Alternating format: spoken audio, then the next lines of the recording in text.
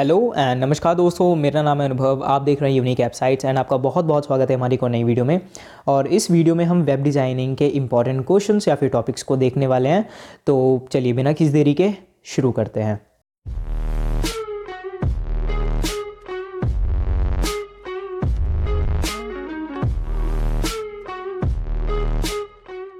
तो दोस्तों unit number 1 से स्टार्ट करते हैं और यूनिट नंबर 1 का नाम है इंट्रोडक्शन।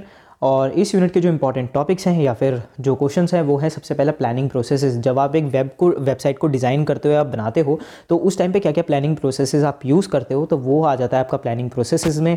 फिर उसके बाद हमारे आते हैं वेब स्टैंडर्ड्स के हिसाब से ज़रूर से एक क्वेश्चन आ सकता है 5 नंबर में या 10 नंबर में कि वेब स्टैंडर्ड्स क्या होते हैं।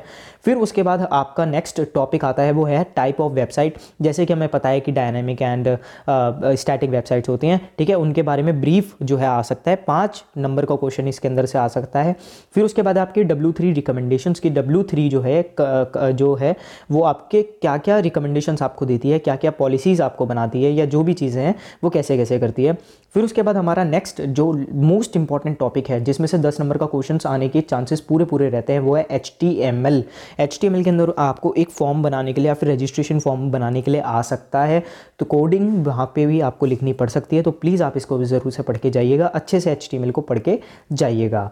फिर उसके बाद हम आते हैं यूनिट नंबर 2 के ऊपर और यूनिट नंबर 2 का नाम है एलिमेंट्स ऑफ HTML। और इसके अंदर आपको पूरी की पूरी जो यूनिट है वो कवर करनी है, क्योंकि ज़्यादातर जो है वो थ्योरी है तो आपको ज़्यादा कवर करने में दिक्कत नहीं आएगी। और हाँ दोस्तों, अगर आपको दिक्कत आ रही है तो यूनिक वेबसाइट्स के ऊपर ही मैंने पूरी की पूरी प्लेलिस्ट जो है वो quick revision plus full explanation videos जो है वो डाल रखी हैं।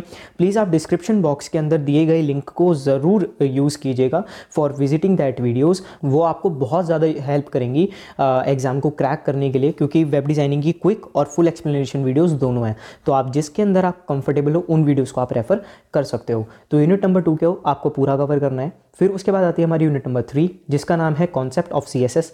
कॉन्सेप्ट ऑफ CSS के अंदर हमारी टोटल 4 टॉपिक हैं जो सबसे ज़्यादा इंपॉर्टेंट हैं। पहला है बॉक्स मॉडल, दूसरा है क्रिएटिंग पेज लेआउट। अब इसके अंदर जो मैंने आपको बताया था रजिस्ट्रेशन फॉर्म है या जो भी है उसके अंदर आपको CSS भी लिखने के लिए आ सकती है। तो मेजरली आप डिज़ाइनिंग करके तो नहीं दिखाओगे ऑन द पेपर शीट, लेकिन हाँ वहाँ पे आपको कुछ ना कुछ प्रॉपर्टीज़ वगैरह तो लिखनी पड़ेंगी ना CSS की, तो इसलिए आपको पेज लेआउट करना भी आना चाहिए। फिर उसके बाद है साइट डिज़ाइंस की, किस तरीके से आपको साइट डिज़ाइन करनी चाहिए, गुड कलरिंग होनी चाहिए, फ़ॉन्ट साइज़ अच्छा होना चाहिए, सारी चीज़ें आपको पता होनी चाहिए। फिर उसके बाद है हमारा CSS के अंदर क्या क्या पता होना चाहिए, जैसे यूसेजेस हो गए, एडवांटेजेस हो गई, सिंटैक्स हो गया, प्रॉपर्टीज़ हो गई, सारी चीज़ें जो है आपको पता होनी चाहिए। तो टोटल हमारे 4 टॉपिक थे यूनिट नंबर 3 से। फिर उसके बाद हम करते हैं हम यूनिट नंबर 4 के ऊपर और इस यूनिट का नाम है introduction to client side scripting. तो क्लाइंट साइड स्क्रिप्टिंग क्या होती है, कैसे होती है, ये वाली चीज़ें आपको आनी चाहिए। ये with the help of JavaScript होती है, ठीक है। क्लाइंट साइड स्क्रिप्टिंग अगर मैं आपको शॉर्ट में बताऊं तो ये होती है कि जब सर्वर पे कुछ चेंजेस नहीं हो रहे लेकिन जो यूज़र है उसकी तरफ से कुछ चेंजेस हो रहे हैं तो उसे क्लाइंट साइड स्क्रिप्टिंग कहते हैं। फिर उसके बाद आपकी JS कंडीशनल स्टेटमेंट्स। फिर उसके बाद आती है आपकी पॉपअप बॉक्सेस की जावास्क्रिप्ट के अंदर, या फिर जो ये यूनिट है इसके अंदर जो पॉपअप बॉक्सेस आपको बताए गए हैं, अलर्ट बॉक्स हुआ है ना, मैसेज बॉक्स हुआ, तो ये वाले जो बॉक्सेस है वो किस तरीके से आप यूज़ कर सकते हो, क्या होते हैं, क्या यूसेज होता है, सारी चीज़ें, इवेंट्स क्या होते हैं।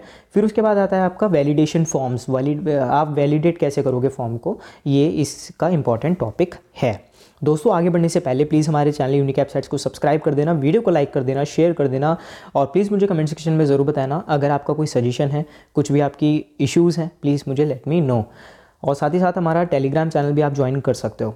तो फिर उसके बाद हम आते हैं यूनिट नंबर 5 के ऊपर जिसका नाम है web hosting and concepts of SEO, search engine optimisation. तो दोस्तों ये वाली जो यूनिट है ये बहुत ज़्यादा इजी यूनिट है और ये यूनिट मैं पहले ही कवर कर चुका हूँ पूरी की पूरी, full explanation and quick revision दोनों में ही।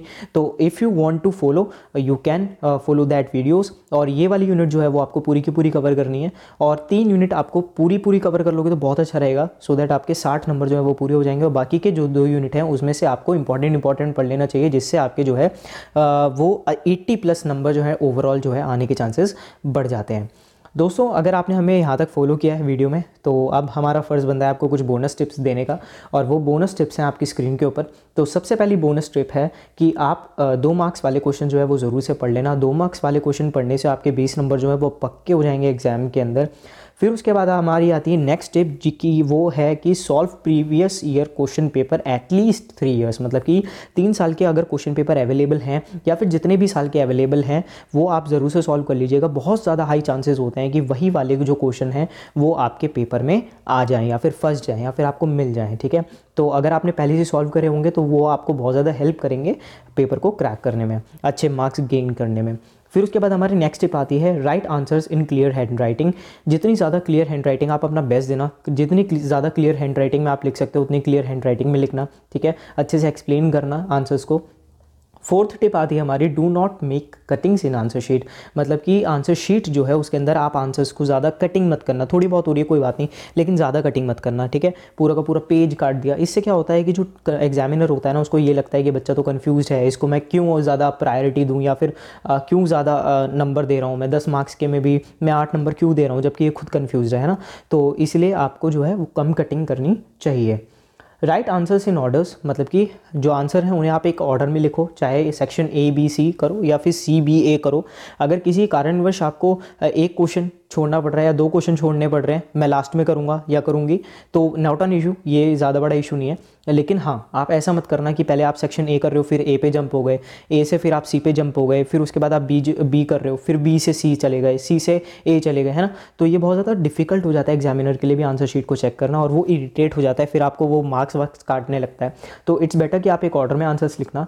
और दोस्तों हमारी छठी टिप है वो है कि लाइक शेयर एंड सब्सक्राइब कर दो यूनिक वेबसाइट्स को, सो दैट आपको ऐसी इन्फॉर्मेटिव वीडियोज़ जो है ना वो मिलती रहें। और प्लीज़ मुझे कमेंट सेक्शन में ज़रूर बताना अगर आपको कोई फीडबैक हो या फिर आपको कोई सी भी वीडियो चाहिए हो, मैं आपके लिए पूरी कोशिश करूँगा जल्द से जल्द वो वीडियो लेके आ रही है की। और दोस्तों at last all the best, आग लगा दो एग्ज़ाम में, ठीक है। और stay connected with me unique websites. हमारा टेलीग्राम चैनल और इंस्टाग्राम पेज भी आप फॉलो कर सकते हो, लिंक जो है वो सारे के सारे डिस्क्रिप्शन में है। And all the best, thanks for watching unique websites.